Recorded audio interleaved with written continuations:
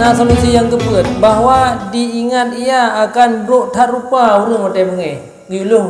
Guyuluh katanya bak kaca. Teka bengeh taci hiro dekiban bak kaca. Nah, nyo kalon begah mak tungku begah. Guyuluh rupa bak kaca. Dengan bahwa diingat ia akan rupa urang lain hotel bengeh.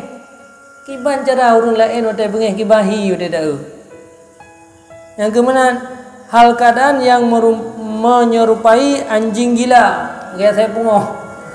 Kita nengkun kurung. Nyo begah.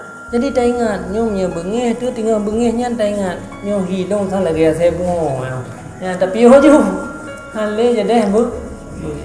Nyo solusi yang begah.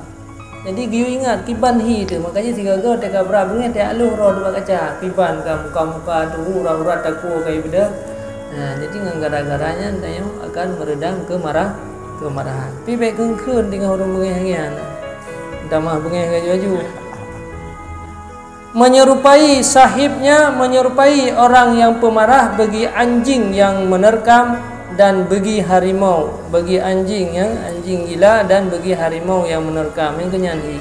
Sedangkan orang-orang yang kasih sayang lagi yang memberikan kebaikan, memberikan petunjuk, meninggalkan marah itu menyerupai bagi wajah para nabi-nabi, para aulia, para ulama, para ahli-ahli hikmah.